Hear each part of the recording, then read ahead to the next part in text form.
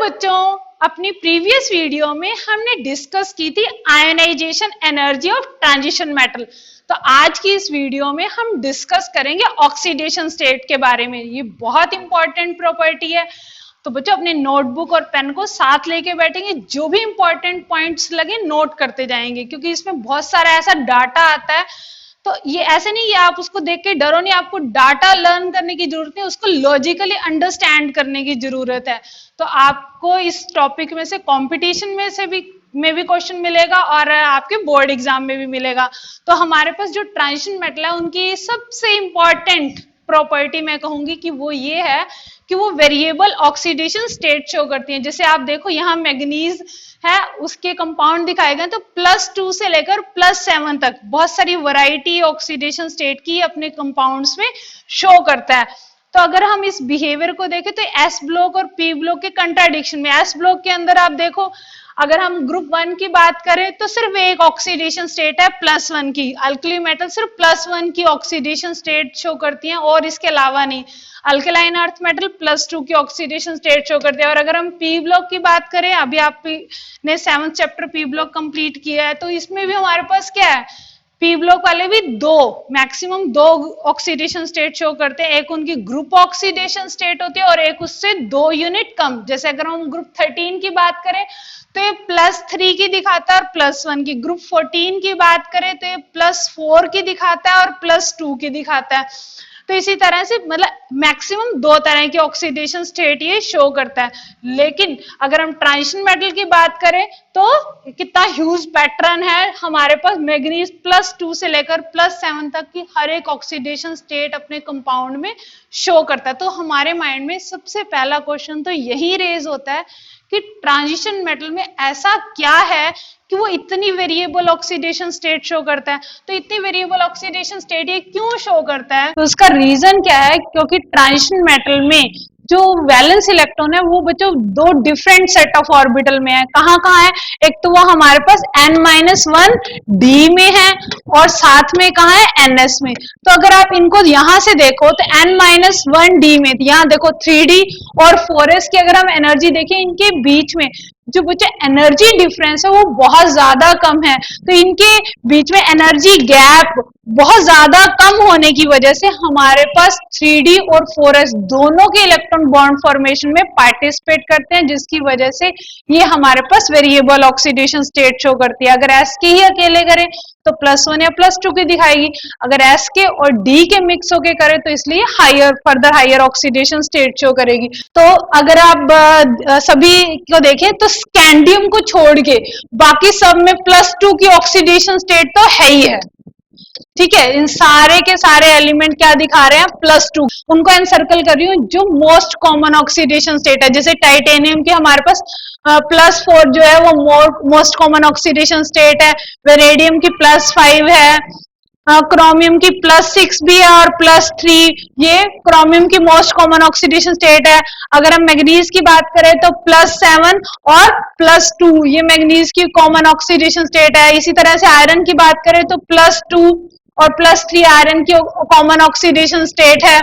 और कोबाल्ट की बात करें तो +3 की भी कहीं कहीं शो करता है। हाँ, निकल की बात करें तो +2 ही है। कॉपर की मोस्ट कॉमन ऑक्सीडेशन स्टेट +2 है। जिंक की मोस्ट कॉमन ऑक्सीडेशन स्टेट क्या है, +2। तो यहाँ ये जो एनसर्कल्ड है ये क्या है, ये इसकी मोस्ट कॉमन ऑक्सीडेशन स्टेट है। ठीक है, इधर वाले भी क्या दिखा रहे हैं, इनमें नंबर ऑफ जो ऑक्सीडेशन स्टेट शो कर रहे हैं कम है, धीरे धीरे बढ़ रही है। मिड में maximum number of oxidation state show कर रहा है और फिर इधर जाते हुए क्या कर रही है, डिक्रीज कर रही है। तो कितनी number of oxidation state D block element show करेंगे वो हम कैसे बता सकते हैं। तो मैक्सिमम जनरल वे में कह सकते हैं कि मैक्सिमम कोई भी एलिमेंट कितनी ऑक्सीडेशन स्टेट दिखाएगा वो किसके बराबर होगी, एस में कितने इलेक्ट्रॉन है plus number of unpaired electron, unpaired D electron. हमारे पास एस में हमारे पास इसकी मैक्सिमम अगर ऑक्सीजन स्टेट जाना चाहते हैं तो हमारे पास ये क्या हो जाएगा, एस के कितने इलेक्ट्रॉन है और कितने अनपेयर्ड इलेक्ट्रॉन है किसके अंदर, डी के अंदर। तो अगर हमारे पास इन दोनों का टोटल करें तो हमें उस ग्रुप कि उस एलिमेंट की क्या पता चल जाएगी, मैक्सिमम वो कितनी ऑक्सीडेशन। जैसे अगर आप यहाँ देखो, अगर हम स्कैंडियम की बात करें तो स्कैंडियम एस में कितने इलेक्ट्रॉन है, 2, और बी में एक अनपेड इलेक्ट्रॉन है, तो हमारे पास ये मैक्सिमम कितने की ऑक्सीडेशन स्टेट शो करेगा, +3 की। अगर हम बात करें टाइटेनियम की तो यहाँ हमारे पास एस में कितने इलेक्ट्रॉन है, 2, और यहाँ डी में अनपेड इलेक्ट्रॉन 2 इलेक्ट्रॉन है, दोनों ही अनपेड है, तो हमारे पास कितने की मैक्सिमम ऑक्सीडेशन स्टेट शो करेगा, 4 की। वेनेडियम की बात करें तो 2s में हो गया और अनपेड इलेक्ट्रॉन कितने हैं, 3, तो मैक्सिमम कितने की शो करेगा, 5 की। ठीक है, तो इस तरह से अगर हम क्रोमियम की बात करें 6, मैग्नीज में बिल्कुल उसी पैटर्न में हमारे पास कितने हैं, 7। नंबर ऑफ अनपेड इलेक्ट्रॉन बढ़ रहे थे, अब घटने शुरू हुए। अब अगर हम यहाँ देखें, यहाँ हमारे पास अनपेड इलेक्ट्रॉन कितने हैं, 4 है, और 2 इलेक्ट्रॉन किसमें है, एस में, तो 4 + 2 एस, तो आयरन मैक्सिमम कितने की शो कर सकता है, 6 की। इसी तरह से कोबाल्ट की बात करें तो कोबाल्ट में एक्सेप्शन है। अगर हम निकल की बात करें तो +2 और 2 अनपेड हैं, तो हमारे पास मैक्सिमम कितने की शो कर सकता है, +4 की। इसी तरह से कॉपर में अनपेड इलेक्ट्रॉन है ही नहीं है, तो कॉपर भी एक्सेप्शन है और कोबाल्ट की एक्सेप्शन है। बाकी जनरल वे में हम ये बात करें कि मैक्सिमम ऑक्सीडेशन स्टेट कितनी होगी, एस के इलेक्ट्रॉन, और जितने हमारे पास डी में अनपेड इलेक्ट्रॉन है उनको आप ऐड कर दो, तो आपके पास क्या बताएगी, मैक्सिमम ऑक्सीडेशन स्टेट। तो देखो हमारे पास जो ये ट्रांजिशन मेटल है, अगर आप इनमें देखें तो सबसे पहले हम बात कर लेते हैं कि मैग्नीज की। ठीक है, तो जो हमारे पास मैग्नीज है उसमें हमारे पास +2 से लेकर +7 तक की हर एक ऑक्सीडेशन स्टेट दिखा रहा है। तो हमारे पास जो उसके +2 स्टेट वाले कंपाउंड होंगे, ठीक है, MnO, हाँ, और मान लो मैं +7 वाला लिखूं तो क्या होगा, Mn2O7। तो हमारे पास जो लोअर ऑक्सीडेशन स्टेट है, इसमें इसकी ऑक्सीडेशन स्टेट कितनी है, +2, इसमें इसकी ऑक्सीडेशन स्टेट कितनी है, +7। तो बच्चों जो लोअर ऑक्सीडेशन स्टेट है +2 और +3, उसमें हमारे पास +2 और +3 स्टेट में अगर कोई कंपाउंड होंगे उनका करैक्टर मेनली कैसा होता है, आयनिक। लेकिन जैसे जैसे बच्चों ऑक्सीडेशन नंबर बढ़ता जाएगा तो हमारे पास जैसे +7 है, 7 इलेक्ट्रॉन बच्चों लूज नहीं किए जा सकते हैं, तो इसलिए +7 वाले का जो करैक्टर है वो कैसा है, कोवलेंट है।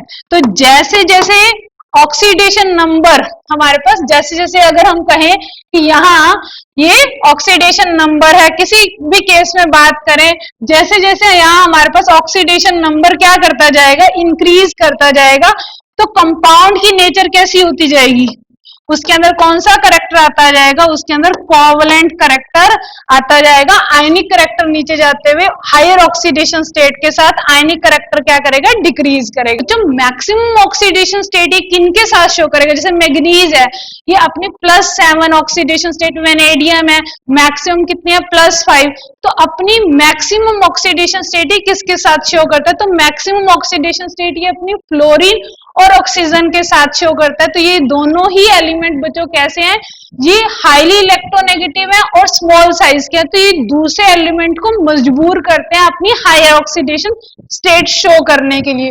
तो इन दोनों के साथ जब हमारे पास ट्रांजिशन मेटल कंबाइन होते हैं तो वो अपनी मैक्सिमम ऑक्सीडेशन स्टेट शो करती हैं।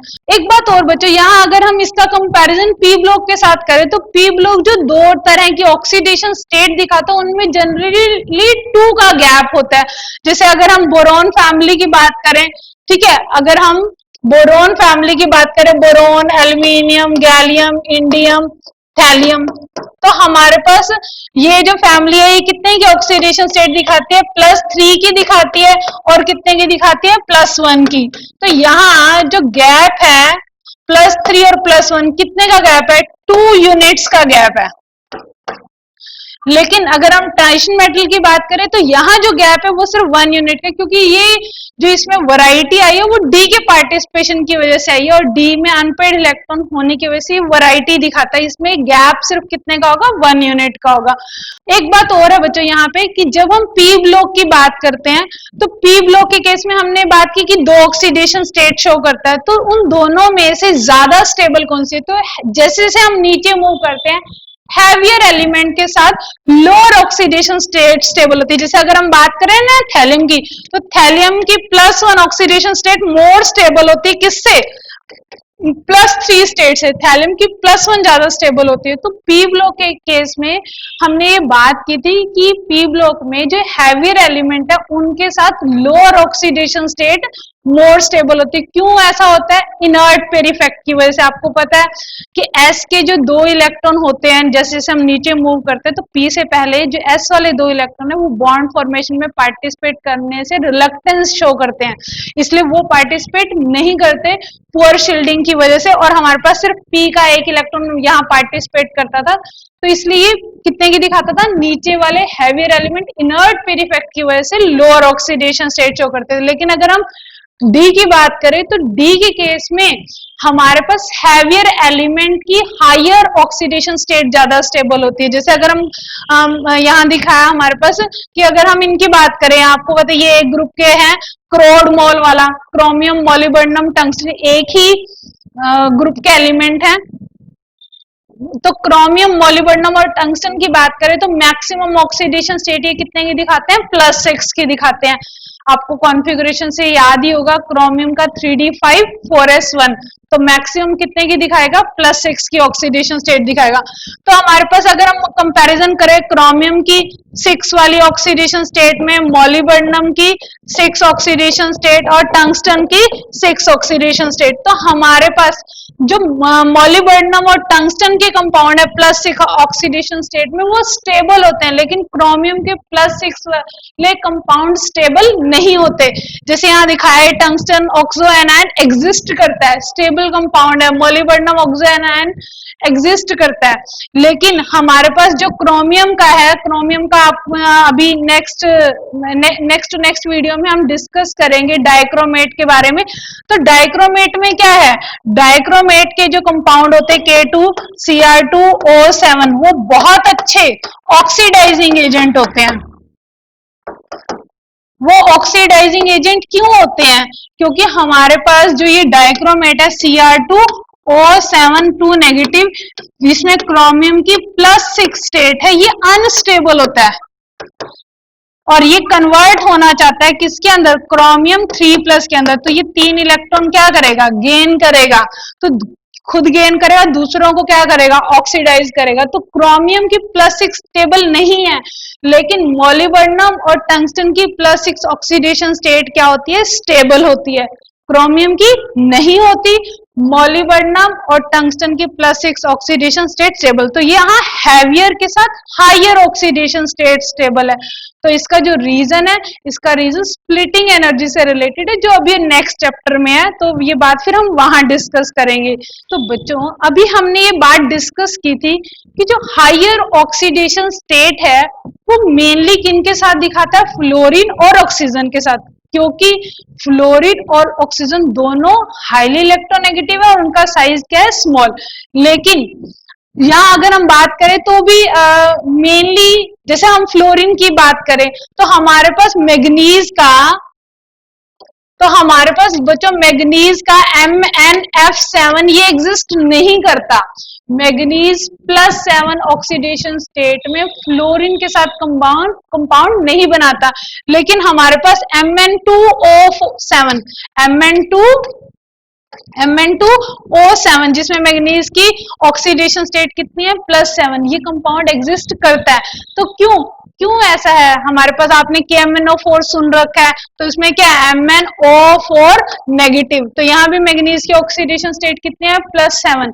तो यहाँ मैग्नीज +7 स्टेट में ऑक्साइड, तो जिसकी जो हायर ऑक्सीडेशन स्टेट की स्टेबिलिटी है ना 3D सीरीज की, ऑक्साइड्स में ज्यादा है, किससे? फ्लोराइड से।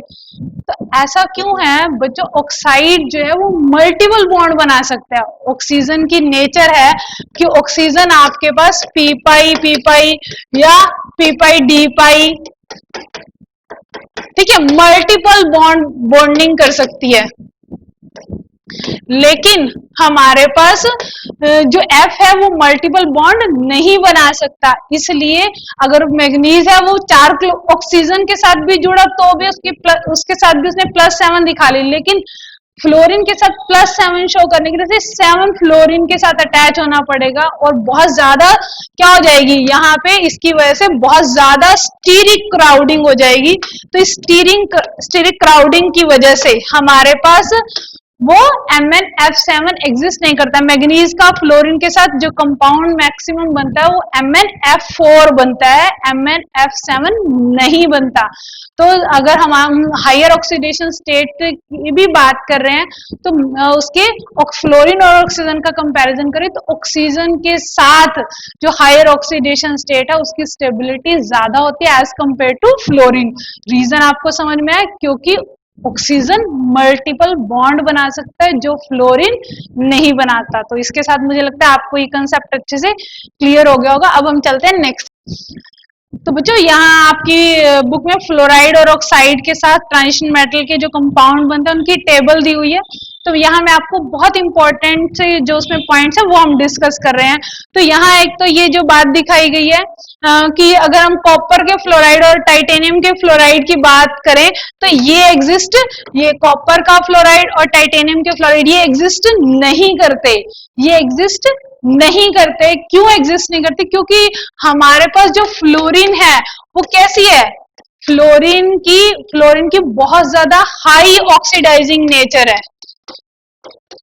तो ये इसको क्या करती है, ये इसको मजबूर करती है कि अपनी हायर ऑक्सीडेशन स्टेट दिखाए। भाई वो कहती है कि मैं हूं फ्लोरीन, मुझे अटैच होना है, तो बहुत ज्यादा हाईली इलेक्ट्रोनेगेटिव उसको मजबूर करती है कि और इलेक्ट्रॉन लूज करे।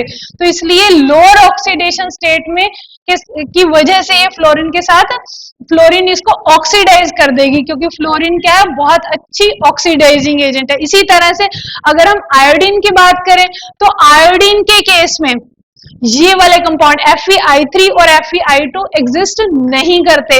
अब यहाँ रीजन क्या है, क्योंकि जैसे फ्लोरीन तो बहुत अच्छी कैसी नेचर है, उसकी नेचर ऑक्सीडाइजिंग नेचर है, लेकिन अगर हम आयोडाइड नेगेटिव आयन की बात करें, यहां मैं F2 कह रही हूं, यहां ध्यान दो बच्चों, यहां मैं I नेगेटिव बोल रही हूं। यहां I नेगेटिव की कैसी नेचर है, रिड्यूसिंग नेचर है। कैसी नेचर है, रिड्यूसिंग नेचर। ये उसको रिड्यूस करती है, उसको हायर से लोअर में कन्वर्ट करती है, उसको इलेक्ट्रॉन देती है और खुद किस में कन्वर्ट होना चाहती है, I2 में। तो यहाँ कॉपर जो है उसकी यहाँ रिडक्शन हो रही है, ये +2 से किस में चेंज हो रहा है, +1 में चेंज हो रहा है। ठीक है, किस में चेंज हो रहा है, कॉपर +2 से +1 में चेंज हो रहा है। क्यों? क्योंकि यहाँ आयोडीन की नेचर कैसी है, आयोडीन की नेचर रिड्यूसिंग टाइप की, इसको रिड्यूस करना चाहती है। तो इसलिए अगर हम फ्लोरीन के साथ बात करेंगे तो लोअर ऑक्सीडेशन स्टेट वाले एग्जिस्ट नहीं करेंगे, और अगर हम आयोडीन के साथ बात करेंगे तो हायर वाले एग्जिस्ट नहीं करते हैं ऑक्साइड के बारे में। तो ऑक्साइड हमारे पास दो तरह के होते हैं, एक होते हैं प्योर ऑक्साइड, दूसरे होते हैं मिक्स्ड ऑक्साइड। तो बच्चों जो प्योर ऑक्साइड किसे बोलते हैं, जिसमें इंटीग्रल ऑक्सीडेशन स्टेट होती है, जिसमें एक तरह की सिर्फ एक ही इंटीग्रल ऑक्सीडेशन स्टेट जो शो करते हैं वो हमारे पास क्या है, प्योर ऑक्साइड। जैसे हमारे पास FeO है, ठीक है, जिसमें आयरन की ऑक्सीडेशन स्टेट कितनी है, +2, ये प्योर ऑक्साइड है। Fe2O3 हमारे पास ये क्या है, प्योर ऑक्साइड है, इसमें ऑक्सीडेशन नंबर कितना है आयरन का, +3 है। लेकिन मिक्स्ड किसको बोलते हैं, जिसमें हमारे पास फ्रैक्शनल ऑक्सीडेशन स्टेट हो। दो चीजों को दो कोई मिक्स होने से बनते हैं, जैसे Fe3O4 है, ये हमारे पास क्या है, ये हमारे पास मिक्स्ड है। ठीक है, इसमें अगर आप इसकी ऑक्सीडेशन स्टेट निकालो तो 8/3 आएगी। तो हमारे पास प्योर जिसमें सिंगल इंटीग्रल ऑक्सीडेशन स्टेट हो, और मिक्स्ड वो जिनमें फ्रैक्शनल ऑक्सीडेशन, जिसमें दो प्योर वाले मिक्स होते हैं। जैसे Fe3O4 कैसे बनता है, FeO Fe2O3 इन दोनों के मिक्स होने से बनता है ये। तो बच्चों ऑक्साइड बहुत इंपॉर्टेंट है। अक्सर आपको ना कई एग्जाम में ऑक्साइड से रिलेटेड इसका ये क्वेश्चन मिलता है, इसके एसिडिक, बेसिक और एम्फोटेरिक कैरेक्टर से रिलेटेड क्वेश्चन मिलता है। तो वो S ब्लॉक में भी मिलते हैं आपको, P ब्लॉक में भी मिलते हैं, D में भी मिलते हैं। तो मैं सोच रही हूँ उसके लिए आपको एक सेपरेट वीडियो बना के बता दूंगी कि हमें एसिडिक किसका कैरेक्टर एसिडिक है वो कैसे पता चलता है। तो उसमें तीनों का मैं आपको कंबाइंड करा दूंगी। तो यहाँ मैं आपको जनरल वे में बता रही हूँ कि अगर हमारे पास ऑक्सीडेशन नंबर हाई होता है, ठीक है, जो हमारे पास एसिडिक कैरेक्टर होता है इनका, वो हमारे पास डायरेक्टली डिपेंड करता है इसकी पॉजिटिव ऑक्सीडेशन स्टेट पे। जितना ज्यादा पॉजिटिव चार्ज, जितनी उसकी पॉजिटिव ऑक्सीडेशन स्टेट ज्यादा होगी उतना ज्यादा एसिडिक करेक्टर होगा। जैसे अगर हम कंपैरिजन करें MnO का और Mn2O7 का, तो MnO में +2 है और Mn2O7 में क्या है +7, तो MnO का कैसा करेक्टर होगा बेसिक और Mn2O7 का कैसा करेक्टर होगा एसिड। बच्चों हम एक सेपरेट वीडियो में कवर कर लेंगे तो आपको अच्छे से वो कंसेप्ट पूरा हर जगह के लिए क्लियर हो जाएगा। अच्छा, इसके बाद बच्चों एक और खास बात है कि ट्रांजिशन मेटल के अंदर एक और करेक्टर है कि ये जीरो ऑक्सीडेशन स्टेट भी दिखाता है अपने कई कंपाउंड में। जैसे यहाँ निकल टेट्रा कार्बोनिल है, तो हमारे पास ये जो निकल टेट्रा कार्बोनिल है एंड इस कंपाउंड में हमारे पास इसकी ऑक्सीडेशन नंबर कितना होता है 0। इसी तरह से आयरन का है आयरन पेंटा कार्बोनिल, ठीक है, तो इन कंपाउंड्स में इसका ऑक्सीडेशन नंबर क्या होता है 0। तो ये ऐसे लिगेंड जिन लिगेंड के अंदर ये खासियत होती है कि वो सिर्फ डोनेट भी नहीं करते लेकिन बैक एक्सेप्ट भी कर सकते हैं। ये आप 9th चैप्टर में हम लिगेंड के बारे में कोऑर्डिनेशन कंपाउंड में डिटेल में पढ़ेंगे। तो इसलिए यहाँ बस आपको इतना मैं बता रही हूँ कि ऐसे लिगेंड होते हैं जो डोनेट ही नहीं करते एक्सेप्ट भी कर सकते हैं, तो उनके साथ हमारी transition metal zero oxidation state भी शो करती हैं।